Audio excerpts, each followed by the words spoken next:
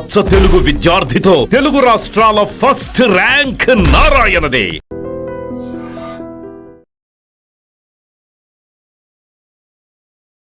నమస్కారం గురువుగారు. శ్రీమాత్రే నమః. గురువుగారు, మరుగుమందు మరుగుమందు అని అంటుంటారు. అసలు నిజంగా మరుగుమందు అనేది ఉందా గురువుగారు? అసలు ఏ సందర్భాల్లో ఈ మరుగుమందును ఉపయోగిస్తారు? తప్పకుండా తెలియజేస్తానమ్మా. ముందుగా ప్రేక్షకులందరికీ శ్రీమాత్రే నమః, శ్రీ గురుభ్యో నమః. నమో దేవ్యై మహాదేవ్యై శివాయై సతతం నమః. నమ ప్రకృత్యై భద్రాయై నిహతాం ప్రణతాస్మిత. మరుగుమందు అనేటటువంటిది చాలామంది నెగిటివ్ కింద ప్రొజెక్ట్ చేసేసారు. అంటే ఒక మరుగుమందు అనేటటువంటిది పెట్టడం ద్వారా అది ఎన్నో రకాలైనటువంటి సైడ్ ఎఫెక్ట్స్ కలగజేస్తుంది, మనిషిని పిచ్చివాణ్ణి చేస్తుంది, మనిషిని ఎన్నో రకాలుగా నాశనం చేస్తుంది, కుటుంబాన్ని విచ్ఛిన్నం చేస్తుంది. ఇలా అనేక కోణాలతో దాన్ని నెగిటివ్గా ప్రొజెక్ట్ చేశారు. మరుగుమందు అంటే అర్థం ఏంటి అని అంటే గనక, మనకి ఏదైనా చెడు సంకేతాలు కుటుంబంలో జరుగుతున్నాయి, లేదా మన భార్యాభర్తల మధ్య ఏదైనా వివాదమైనటువంటి ప్రదేశాలు జరుగుతున్నాయి, లేదా గొడవలు జరుగుతున్నాయి, ఇష్టమైనటువంటి వారు మనల్ని వదిలివేసి వెళ్ళిపోతున్నారు అనేటటువంటి సందర్భాలలో గతంలో అంటే ఆయుర్వేదిక శాస్త్రంలో ఏం చేశారు అంటే కొన్ని చెట్ల ఔషధాల ద్వారా మనిషిని కంట్రోల్ చేసే విధంగా ఈ మరుగుమందుని కనిపెట్టారు. ఏ విధంగానైతే ఒక హిప్నటైజ్ చేసేటటువంటి వ్యక్తి బ్రెయిన్ని కంట్రోల్ చేసి తనలో ఉన్నటువంటి విషయ పరిజ్ఞానం ఏ రకంగా బయటకు లాగుతాడో, అలాగే కొంతమంది పరిశోధకారకులు మనిషిని కంట్రోల్లో పెట్టడానికి, చెప్పినటువంటి మాట వినడానికి ఈ మరుగుమందు అనేటటువంటిది ఎవరు కనిపెట్టారు? కోయదొరలు కనిపెట్టారు. అప్పట్లో కోయ వాళ్ళు ఉండేటటువంటి వాళ్ళు అడవిలో సంచరించి అడవిలో ఉన్నటువంటి మూలికలను ప్రజల్లోకి తీసుకొని వచ్చి ఎన్నో రకాలైనటువంటి విధానాలతో ఆ మందులన్నింటినీ కూడా ప్రజలు తీసుకుంటే సొమ్ముని చేసుకొని వాళ్ళ జీవనాన్ని గడుపుతుండే. ఇప్పటికి కూడా కొన్ని టెంట్లు వేసుకొని ఈ మొత్తం మూలికలన్నీ పెడుతూ ఉంటారు. మీరు చూసారు కదా, హైదరాబాద్లో మనం చూస్తూ ఉంటాము. నమ్మొచ్చా గురువుగారు? అలాంటి వాళ్ళ దగ్గర ఉంటాయమ్మా, తప్పకుండా 100% ఉంటాయి. ఇప్పుడు ఏదైనా ఇప్పుడు డాక్టర్ దగ్గరికి ఎందుకు వెళ్తాము? నమ్మకంతో వెళ్తాము. ట్యాబ్లెట్లు ఇస్తాడు, నమ్మకంతో వేసుకుంటాం. తగ్గుతుందా తగ్గదా అనేటటువంటి మన శరీరానికి అది కారణమవుతుంది. అంటే మన శరీరము దానికి తట్టుకొని అది లోపలికి వెళ్ళి దాని యొక్క ప్రయోజనం జరిగిన తర్వాత అప్పుడు మనకు వ్యాధి అనేటటువంటి తక్కువ అవుతుంది. అలాగే మరుగుమందు అనేటటువంటిది కూడా మనిషి మాట వినడానికి, మనిషి మన కంట్రోల్ అంటే చెడు వ్యసనాలలో ఉన్నటువంటి వ్యక్తి కానీ, పరస్త్రీ వ్యామోహంలో ఉన్నటువంటి వ్యక్తి కానీ, లేదా ఎప్పుడూ కోపంగా ఉన్నటువంటి వ్యక్తి కానీ మన చెప్పు చేతుల్లో ఉండడానికి, మనం చెప్పు చేతుల్లో అంటే మనల్ని ప్రేమగా చూసుకోవడానికి ఉపయోగపడేటటువంటిదే మరుగుమందు తప్ప ఇందులో ఏదో చెడుగా అనుకోవడానికి కానీ, సైడ్ ఎఫెక్ట్స్ ఉంటాయని చెప్పడం కానీ ఇవన్నీ కూడా అవాస్తవాలు. అంటే అలా చెప్తే దీనిని ఎవరు వాడరు కదా, ఇలా చెప్తే ఇవి మళ్ళీ పుట్టుకు రావు కదా అని చెప్పేసి కొంతమంది క్రియేట్ చేసినటువంటి విధానాలు. వాస్తవంగా ఇది మంచి కంటే ఎక్కువ చెడుకే. ఇప్పుడు మనం ఉదాహరణకు మనం ఏం చేస్తాము? అయ్యా గురువు గారు, మాకు ఈ సమస్య ఉందండి, ఇలా చేసుకోవాలి, మాకు మరుగుమందు కావాలి అని చెప్పేసి మనకు చెప్తుంటారు. మనం ఏం చేస్తాం? అయ్యో నిజమేమో కదా అని చెప్పేసి మనం ఏం చేస్తాం? మరుగుమందు ఇస్తుంటాం. కానీ వాళ్ళు ఏం చేస్తారు? దాన్ని వేరే కోణంలో తీసుకొని మనకు చెప్పే విధానం ఒకటి ఉంటుంది, అక్కడ వాళ్ళు ఆచరించే విధానం వేరే ఉంటుంది. అలా చేసేసరికి ఏమవుతుంది? ప్రజలందరిలో అరే మరుగుమందు పట్టడం వల్ల ఈ రకమైనటువంటి ఇబ్బంది జరిగింది అని చెప్పేసి ప్రొజెక్ట్ చేస్తుంటారు. అంటే మీడియా కంటే పవర్ఫుల్ మౌత్ పబ్లిషన్. కాబట్టి ఈ మౌత్ పబ్లిషన్ ఏమవుతుందంటే ఒకరి నుంచి ఒకరికి ఇట్లా సంక్రమించి అన్నీ కూడా దీన్ని నెగిటివ్గా ప్రొజెక్ట్ చేశారు. కానీ మరుగుమందు అనేటటువంటిది చాలా శుభయోగము, అదృష్టాన్ని కలిగించేటటువంటిది. ఎలా అదృష్టాన్ని కలిగించేది అని అంటే కనుక, ఉదాహరణకు ఇద్దరు భార్యాభర్తలు ఉన్నారు. భార్యాభర్తలు ప్రతి చిన్న విషయానికి గొడవ పడుతున్నారు. చిన్న విషయం కాస్త ఇప్పుడు ఈ కలియుగంలో ఇప్పుడు ప్రజెంట్ సిచ్యువేషన్ చాలా మందికి జరిగేటటువంటి ప్రాబ్లమ్స్. చిన్న విషయాలకు గొడవలు పెట్టుకుంటున్నారు, చిన్న విషయాలకు ఈగోలకు వెళ్ళిపోతున్నారు, చిన్న కారణాలకు ఎవరి ఇంటికి వాళ్ళు వెళ్ళిపోతారు. అంటే భర్త ఒక దగ్గర, భార్య ఇంకో దగ్గర, ఇలా వేరియేషన్ వచ్చేస్తుంది. అంటే పిల్లలు కాకపోతే ఏం కాదు, పిల్లలైనటువంటి వాళ్ళ యొక్క పరిస్థితి మరీ దారుణంగా ఉంటుంది. తండ్రి ఏమో ఒక దగ్గర, భార్య ఏమో ఒక దగ్గర, పిల్లలేమో తల్లి దగ్గరనో తండ్రి దగ్గరనో ఉంటారు. వాళ్ళ కారణం చేత పిల్లలు అనాథలైపోతున్నారు.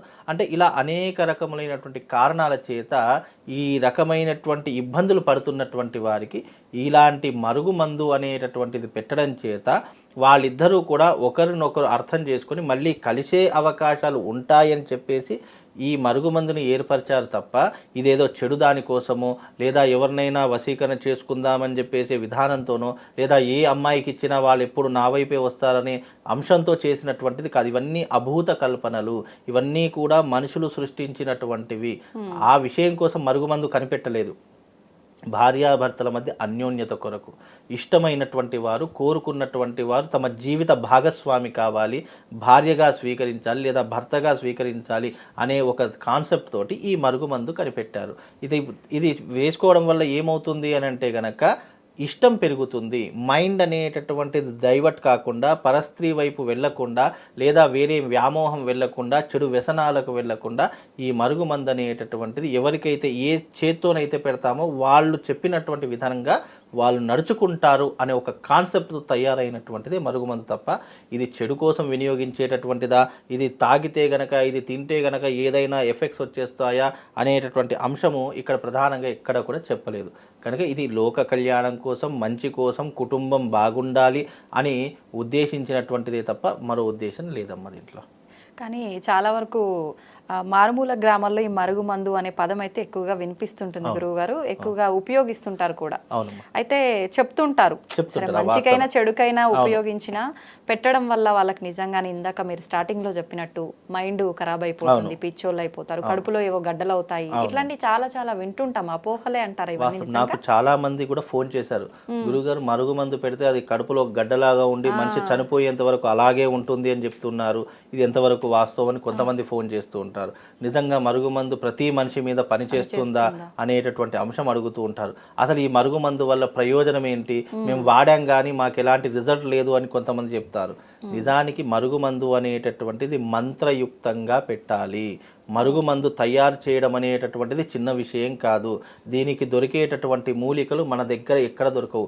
దొరికే 3 మూలికలు ఎక్కడ దొరుకుతాయంటే, 1 కాశీలో దొరుకుతుంది, 2 ప్రయాగలో దొరుకుతుంది, 3 హరిద్వార్లో దొరుకుతుంది. ఈ 3 మూలికలు చాలా ప్రధానమైనటువంటివి. దీనితో మనం ఏం చేస్తాము అనంటే, అవి ఒక్కొక్క నక్షత్రం రోజు ఒక్కొక్క మూలికను మనము దానిని పొట్టంతా తీసేసి ఒక గ్రైండర్ చేసేసి ఒక లిక్విడ్ ఒక పిండిలాగా తయారు చేసుకోవాలి. ఆ 3 మూలికలు పిండి తయారు చేసుకొని దానికి ఒక లగ్నం ఏర్పరచుకోవాలి. మనిషి యొక్క జాతకాన్ని బట్టి లగ్నం ఏర్పరచుకొని ఆ రోజున మనం ఏదైతే పిండి చేశామో దానితో హోమం చేయాలి. ఆ హోమంలో ఆ కట్టెలతో సహా భస్మమైనటువంటి ఏదైతే పదార్థం ఉంటుందో అది తీసుకొని మళ్ళీ దాన్ని మంత్రం చేసేసి మళ్ళీ ఒక లిక్విడ్ ఒక పదార్థంలాగా తయారు చేసుకోవాలి. ఆ పదార్థం ఎలా ఉంటుందంటే అందరికీ చూపిస్తాను, చాలా మందికి తెలియదు.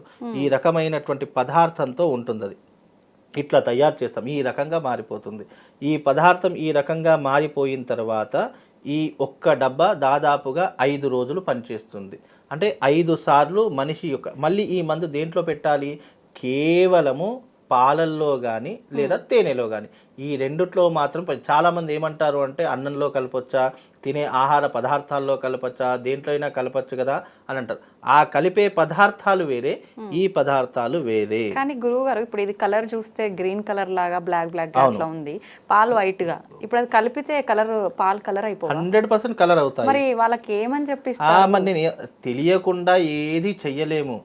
మనం ఇష్టపడుతున్నాము, ఏదో కష్టంగానైనా సరే వాళ్ళకు ఏదో ఒకటి నచ్చజెప్పు, ఏదో ఒకటి చెప్పు తాగిపియాలి తప్ప ఇది కలిపిన తర్వాత వాసన రాదు, ఏమీ రాదు, ఇవన్నీ అవాస్తవాలు.